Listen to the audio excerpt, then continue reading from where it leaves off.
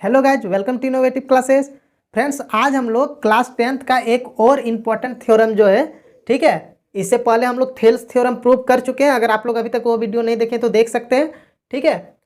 आज हम लोग जो प्रमेय 6.6 है यानी थ्योरम 6.6 एनसीईआरटी बुक से इसको प्रूव करना सीखेंगे, ठीक है। बहुत ही इंपॉर्टेंट है। इसके बाद फिर हम जो पाइथागोरस थ्योरम होता है उसको भी प्रूव करना सिखाएंगे, ठीक है। तो आज हम लोग जो प्रमेय 6.6 है इसको सिद्ध करना, प्रूव करना सीखेंगे, ठीक है।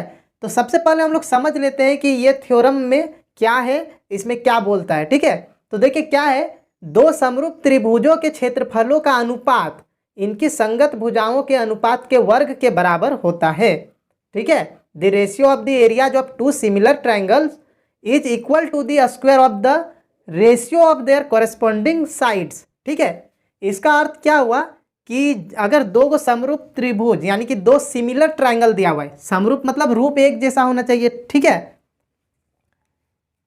तो देखिए समरूप त्रिभुज, ये दोनों अगर समरूप त्रिभुज है तो इनके जो क्षेत्रफल का अनुपात है, ठीक है, मतलब एरिया ए बी सी, ये ए बी सी का क्षेत्रफल हो गया बट्टा में एरिया पी क्यू आर, ये हो गया इनका क्षेत्रफल का रेशियो यानी एरिया का, ठीक है।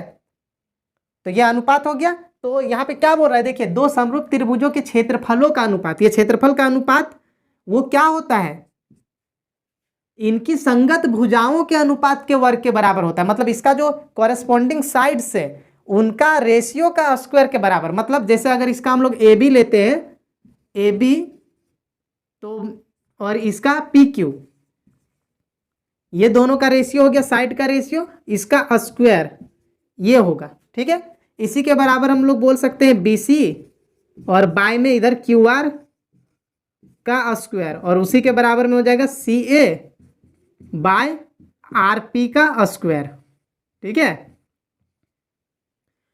तो ये थ्योरम यही चीज बोलता है कि अगर दो समरूप त्रिभुज है तो उनका अगर हम लोग क्षेत्रफल का एरिया का रेशियो निकालते हैं अनुपात, तो उनका जो कॉरेस्पॉन्डिंग साइड्स है यानी कि संगत भुजाएं, उनका अनुपात का वर्ग के बराबर होगा, ठीक है। इससे क्वेश्चन भी बन सकता है आप लोग का, इस थ्योरम से, इस फॉर्मूला से 1 मार्क्स वाला क्वेश्चन भी, ऑब्जेक्टिव क्वेश्चन भी बन सकता है, ठीक है।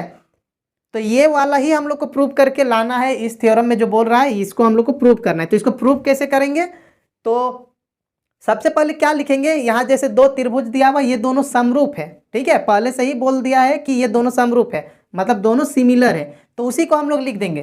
तो सबसे पहले क्या लिखेंगे, उपपत्ति। उपपत्ति में क्या लिखेंगे, हमें दो त्रिभुज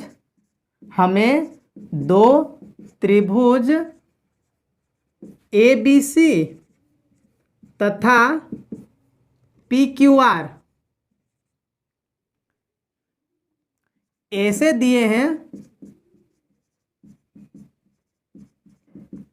कि त्रिभुज ए बी सी समरूप है त्रिभुज पी क्यू आर, ठीक है। हम लोग को दो त्रिभुज ऐसा दिया हुआ है कि दोनों समरूप है। इसी को इंग्लिश में लिखेंगे तो प्रूफ लिख के लिखेंगे, ठीक है। प्रूफ में क्या लिखेंगे, we are given two triangles, we are given two triangles A B C and P Q R such that triangle A B C is similar triangle P Q R, ठीक है। ये लिख दिया कि दो त्रिभुज दिया है, दोनों सिमिलर है। अब यहाँ पे हम लोग को क्या करना होगा, कुछ यहाँ पे कंस्ट्रक्शन करना होगा, ठीक है। ऐसे सबसे पहले हम लोग को लिखना है कि सिद्ध करना है, मतलब कौन सा चीज़ प्रूव करना है, तो इसी चीज़ को प्रूव करना है ना, इसी को ला के दिखाना है हम लोग को फॉर्मूला को। तो यहाँ पे लिखेंगे हमें सिद्ध करना है, हमें सिद्ध करना है, क्या सिद्ध करना है, इंग्लिश में लिखेंगे तो we need to prove that, या की भी लिख सकते हैं, हमें सिद्ध करना है कि, क्या सिद्ध करना है, तो ये वाला इसी को लिख देना है यहाँ पे, ठीक है। इसको हम इरेज कर दे रहे हैं, यहाँ पे लिख दे रहे हैं, ठीक है, ठीक है। यहाँ पे area A B C by area P Q R equal to क्या होगा, A B by P Q का whole square equal to B C by Q R का स्क्वायर हो गया, और equal to C A by R P का whole square. ये हम लोग को सिद्ध करना है, ठीक है। वी नीड टू प्रूव के बाद भी यही लिखना है, और हमें सिद्ध करना है की बाद, ठीक है। इंग्लिश में जो लिख रहे हैं वो इंग्लिश वाला लिखेगा, हिंदी वाले हिंदी वाला, ठीक है। यहाँ तक तो हो गया। अब हम लोग को यहाँ पे क्या करना है, कुछ कंस्ट्रक्शन करना है, यानी कि कुछ हम लोग को यहाँ पे कुछ अपने से रचना करना है। अब रचना में क्या करेंगे, यहाँ पे हम लोग ए से क्या करेंगे, इस बीसी पर एक लंब खींचेंगे, ठीक है। यहाँ पे परपेंडिकुलर यानी कि लंब खींचेंगे 90 डिग्री, ठीक है। और यहाँ से भी, और यहाँ पे नाम दे देते हैं यहाँ एम और यहाँ पे एन, ठीक है। अब देखिए क्या करेंगे हम लोग, इसका और इसका क्षेत्रफल निकाल लेंगे, त्रिभुज का क्षेत्रफल, area of triangle. Area of triangle जानते हैं ना आप लोग। तो सबसे पहले यहाँ लिख लेते हैं जो रचना की है, ठीक है। रचना में हम लोग क्या लिखेंगे, रचना क्या की है, ए एम परपेंडिकुलर यानी लंब बी सी तथा P N perpendicular Q R खींचा, ठीक है। इंग्लिश में लिखेंगे तो draw A M perpendicular B C and P N perpendicular Q R, ठीक है। तो यहाँ तक तो हम लोग लिख लिए कितना क्या क्या किए हैं, रचना क्या क्या किए हैं, ये सब लिख दिए। अब हम लोग आगे इसको प्रूव करेंगे। तो आप क्या करेंगे, ये दोनों का एरिया निकालेंगे, क्षेत्रफल। तो इसको आप लोग नोट कर लीजिए, इसको हम इरेज करने वाले हैं, ठीक है। अब देखिए क्या करेंगे, एरिया ए बी सी, ठीक है, यानी ए बी सी का क्षेत्रफल निकालेंगे। तो त्रिभुज का क्षेत्रफल आप लोग जानते हैं क्या होता है, 1/2 आधार गुना ऊंचाई, 1/2 बेस इंटू हाइट होता है। तो 1/2 हो गया, गुना आधार यहाँ पे बी सी है, तो बी सी हो गया बेस, गुना हाइट क्या है, ऊंचाई ए एम। तो ये हो गया त्रिभुज ए बी सी का। इस तरह त्रिभुज पी क्यू आर का निकालेंगे, area triangle P Q are. इसके लिए क्या होगा, 1/2 इंटू, अब उसका आधार निकालना है यानी क्यू आर, बेस हो गया क्यू आर और गुना हाइट उसका है पी एन, ठीक है। अब क्या करेंगे, इन दोनों का रेशियो निकालेंगे, ठीक है, क्योंकि हम लोग को फॉर्मूला में area A B C by area P Q R ही तो लाना है ना। तो इसीलिए यहाँ भी हम लोग वही चीज़ करेंगे। तो यहाँ पे 1/2 गुना बी सी गुना ए एम हो गया, और बाय में 1/2 गुना क्यू आर गुना पी एन हो गया। अब यहाँ पे देखिए 1/2 कट गया, तो area A B C by में area P Q R equal to क्या हो गया, यहाँ पे बी सी गुना ए एम और बाय में क्यू आर गुना पी एन। इसको हम लोग इक्वेशन 1 मान लेंगे, समीकरण 1, ठीक है। यहाँ तक हो गया। अब हम लोग को क्या करना है, इस साइड वाला ट्राइंगल को लेना है, मतलब इस साइड वाला, लेफ्ट साइड, यहाँ पे 2 भाग में बटा हुआ है ना। तो लेफ्ट साइड वाला यहाँ का और यहाँ का भी लेफ्ट साइड वाला ही हम लोग को लेना है, ठीक है। अब इसमें क्या करेंगे, इन दोनों को हम लोग सिमिलर यानी कि समरूप दिखाएंगे, ठीक है। तो यहाँ पे क्या लिखेंगे, त्रिभुज ए बी एम, ठीक है, बस यहीं तक ले रहे, ए बी एम, यहीं तक ए बी एम तथा त्रिभुज पी क्यू एन, इसमें भी बस इस साइड लेफ्ट साइड वाला ले रहे हैं, पी क्यू एन। अब इन दोनों में क्या देखेंगे, इन लोग को सिमिलर दिखाएंगे। तो सिमिलर कैसे दिखेगा, तो देखिए इस ट्राइंगल में एक 90 डिग्री है, ठीक है, उधर 90 है तो इधर भी 90 होगा, ये 90 डिग्री, यहाँ भी एक 90 डिग्री, मतलब एक एंगल तो मिल गया। दूसरा क्या है कि ये सिमिलर है। सिमिलर होने पर क्या होता है, समरूप होने पर जितने एंगल होते हैं, ये दोनों त्रिभुज समरूप है ना, ए बी सी और पी क्यू आर। तो 2 त्रिभुज अगर समरूप है, 2 त्रिभुज समरूप है तो इसका एंगल जो है इक्वल होता है, मतलब यहाँ का एंगल के बराबर ये होगा, इसके बराबर यहाँ पे हो जाएगा, इसके बराबर यहाँ पे होगा। तो उसी तरह यहाँ पे बी के इक्वल क्यू हो जाएगा, ठीक है। तो यहाँ पे वही चीज़ हम लोग लिखेंगे, 2 एंगल मिल गया ना, एंगल और एंगल। तो ए से जो समरूप होता है वो हम लोग यहाँ पे यूज कर सकते हैं, ए एंगल एंगल, ठीक है। तो सबसे पहले लिख देते हैं एंगल बी बराबर एंगल क्यू, बी और क्यू बराबर है, और यहाँ एम के बराबर एन है, angle M equal to angle N, ये दोनों बराबर है। यहाँ पे देखिए, यहाँ जो हिंदी में लिखे हैं त्रिभुज ए बी सी तथा त्रिभुज पी क्यू एन में, यहाँ पे इंग्लिश में क्या लिखना है, बस यहाँ इन लिख देना है, in triangle A B M, और यहाँ तथा के जगह एंड लिख देना है, ठीक है। In triangle A B M and triangle P Q N, Hindi वाला छोड़ देना है, ठीक है। तो ये दोनों हो गया, इसलिए क्या हो गया, इसलिए त्रिभुज ए बी एम समरूप हो जाएगा त्रिभुज किसका, पी क्यू एन का। सिमिलर हो जाएगा दोनों आपस में, क्यों, तो ए से, ठीक है, एंगल से समरूप हो गया। और अगर ये समरूप हो गया, ये दोनों त्रिभुज समरूप है, अगर दो त्रिभुज समरूप होते हैं तो क्या होते हैं, आप लोग पहले ही पढ़ चुके होंगे कि अगर दो त्रिभुज या दो चतुर्भुज या कोई भी चीज है अगर समरूप है तो उसका एंगल सारा बराबर होगा, जितना एंगल है जितना कोण है सब बराबर होगा, साथ में मतलब संगत कोण बराबर होगा। ऐसा नहीं कि ये सारे कोण बराबर, इसके बराबर ये, इसके बराबर ये और इसके बराबर ये, मतलब आपस में एक दूसरे का एंगल सब बराबर होगा। साथ में इसका जो साइड है वो सेम रेशियो में रहता है। मतलब जैसे मान लेते हैं अगर ये ए बी सी है और ये पी क्यू आर है, तो यहाँ पे ए बी, इसका ए बी तो इसका पी क्यू रेशियो, ठीक है, इधर इसका बी सी, बाय में इसका रेशियो क्यू आर, उसी तरह इक्वल टू इसका ए सी और बाय में रेशियो पी आर, इस तरह से होगा, ठीक है। तो उसी का यूज हम लोग यहाँ भी करने वाले हैं कि अगर ये त्रिभुज और ये त्रिभुज समरूप है तो इसका भी भुजाएं इस तरह से अनुपात में होंगे ना, यानी रेशियो में होंगे।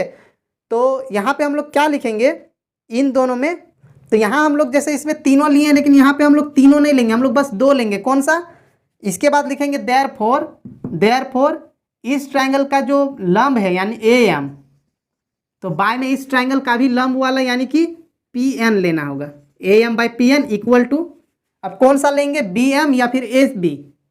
तो देखिए हम लोग यहाँ ए बी लेंगे, ठीक है, क्योंकि हम लोग का फॉर्मूला में ए बी चाहिए, ठीक है। तो ए बी तो इसका पी क्यू, ये हो गया, ठीक है। ठीक, अब इसको हम लोग को समीकरण 2 मान लेना, हम साइड में इरेज कर दे रहे उस साइड वाला जो, ठीक है, इसको इरेज कर दिए, ठीक है। इसको हम लोग क्या करेंगे, समीकरण 2 मान लेंगे। समीकरण 1 हो चुका है, समीकरण 2 हो चुका है, ठीक है। अब हम लोग क्या करेंगे, अब पूरा त्रिभुज को लेंगे, ए बी सी और पी क्यू आर पूरे को लेंगे, ठीक है। तो यहाँ लिखेंगे, देखिए इसके बाद से ना यहाँ पे हम लाइन खींच दे रहे हैं, इसके बाद इस साइड लिखना है।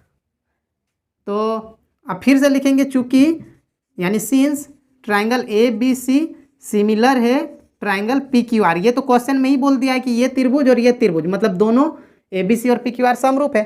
तो अगर ये दोनों समरूप है तो क्या होगा, तो अगर समरूप है तो अभी हम समझाएं ना, अभी समझाएं तो छाप के यहाँ पे साइड में कि ये दोनों अगर समरूप है तो इसका साइड ए बी बाय इसका साइड पी क्यू इक्वल होगा इसका बी सी बाय में इसका क्यू आर और इसका सी ए बाय में यहाँ पे हो गया आर पी। इसको इक्वेशन मान लेंगे 3, ठीक है। ये दोनों त्रिभुज ए बी सी और पी क्यू आर समरूप है, तो ये होगा। अभी हम समझा चुके हैं इसको आप लोग को हम। अब देखें यहाँ पे समीकरण 1 यहाँ पे है और समीकरण 3 यहाँ पे है। इन दोनों में देखिए अगर हम यहाँ area A B C by area P Q R लिखते हैं, ठीक है, लिख रहे हैं समीकरण 1 तथा 3 से, 1 और 3 से ले रहे हैं इक्वेशन, ठीक है, फ्रॉम इक्वेशन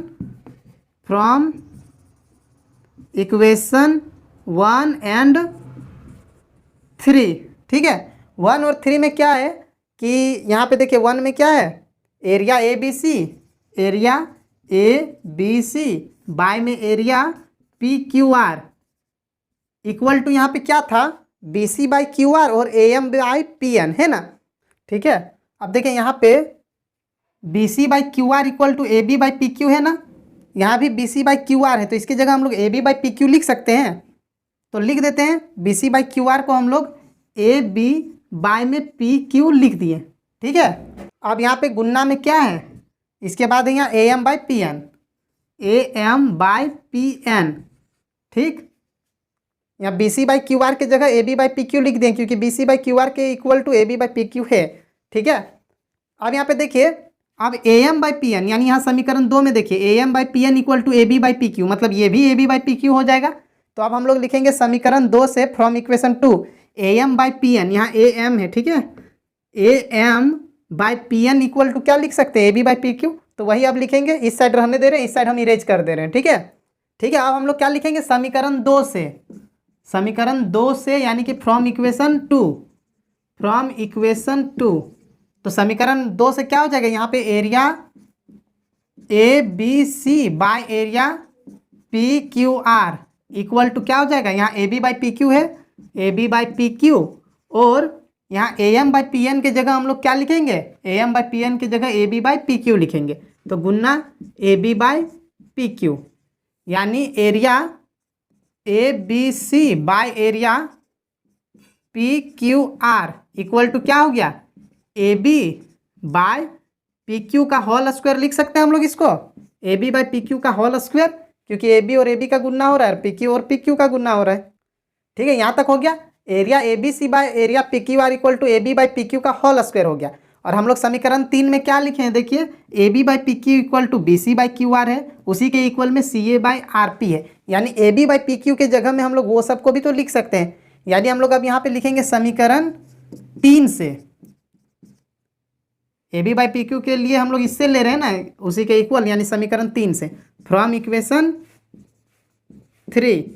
तो क्या हो जाएगा, area A B C by area P Q R equal to क्या हो जाएगा, A B by P Q का होल स्क्वायर, इसी के इक्वल हो जाएगा, क्योंकि ए बी के equal B C by Q R है, तो हम लोग यहाँ B C by Q R का भी स्क्वायर लिख सकते हैं, या उसी का इक्वल हो जाएगा सी ए बाई आर पी का होल स्क्वायर। इसी को तो प्रूव करना था, तो हो गया। ठीक है, ये हो गया प्रूव्ड। ठीक है, तो ये जो थ्योरम है 6.6 बहुत ही इंपॉर्टेंट थ्योरम है, आप लोग सीख गए कैसे प्रूव करना है। अब नेक्स्ट वीडियो में हम लोग जो पाइथागोरस थ्योरम है, यानी कर्ण स्क्वायर बराबर लंब स्क्वायर वाला, वो वाला जो फॉर्मूला है उसको हम लोग सिद्ध करेंगे। ठीक है, तो ठीक है फ्रेंड्स, वीडियो अगर अच्छा लगा तो लाइक कर दें, और अगर आप इस चैनल पर नहीं है तो प्लीज़ सब्सक्राइब कर दें और अपने दोस्तों को भी शेयर कर दें। Thank you.